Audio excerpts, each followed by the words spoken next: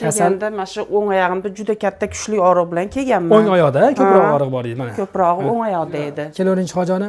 Yo'q, Xudoga shukr, ancha yaxshiman. Juda. Assalomu alaykum. Men Andijon viloyati Xonobod shahridan keldim. Men mana shu YouTube'da shu Dostonbekni ko'rib, shunga mana 1 yildan beri mana shunga anaqa qilib, ixlos qildim. Birinchi Samarqanddagi Saidovni ko'rdim. Keyin rosa anaqa qildim. Keyin qarasam, yo'q, Saidovdaqa o'zimizda ham bor ekan Farg'onada. Keyin yaqinroqda lekin shu yoqqa keldim. Kelib mana sizni qabulingizga kirdim. Mana ilohim Hojiona o'sha hozir Saidov bilan musobaqa o'ynayapmiz. Aytdim o'sha kuni ham. Saidovga bormasdan sizga keldingiz, Saidov bilan hozir musobaqa o'ynayapmiz. Samarqandda Saidov, Farg'onada Doston bo'lib hozir musobaqa o'ynayapmiz. Mana o'sha menimcha yoshlari katta bo'lsa kerak Saidovda. Katta odam. 55 atrofida shunaqa. Ilohim sog' bo'ling. Hojonamizda bel umurtqasi osteoxondrozi, bellarida yengil darajadagi rejasi bor. Ikkala tizza bo'g'imida osteoartroz kasalligi bilan kelingan. Mana o'sha tekshiruvlar qilingan. Bellarda tomografiya xulosalari, mana tomografiya qilingan holatlari, tizza bo'g'imlaridagi mana MRT xulosalari, mana chiroyli qilib MRTlar qilingan. Shu bo'yicha, bu bo'yicha Andijonda davolangansiz-a?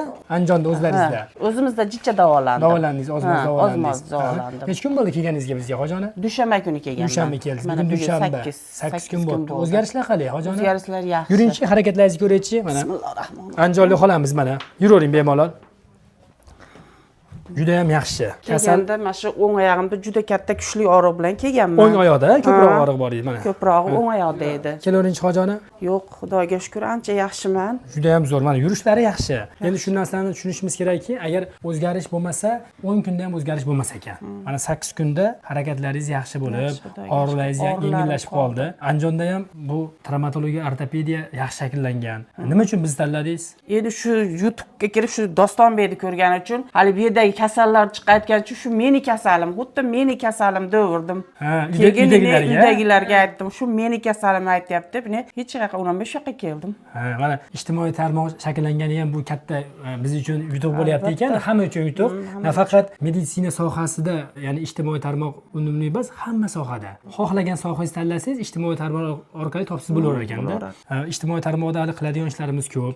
Xalqimizni davolaydigan ishlarimiz hali ko'p ekan. Hammasi xalqimizni qilayotgan duosi bilan, biz qilayotgan mehnatimiz bilan bo'lar ekan, Hojona. Endi mana andijonliklarga, Andijon xalqiga mana davolanyapsiz mana. Biz andijonliklardan juda xursandmiz. Juda ko'pchiligi kelib, bizni davolanib ketyapti. Ozmi ko'pmi? Juda ham yaxshi.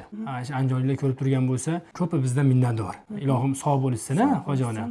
Qalay bizning klinikamizning sharoitlari? Sharoitlar yaxshi bo'ladi. Sharoitdan ko'ra shifo topgan yaxshiroqda. Mana rosa zo'r sharoitlarga bordik, ko'rdik, lekin shifo bo'lmadi.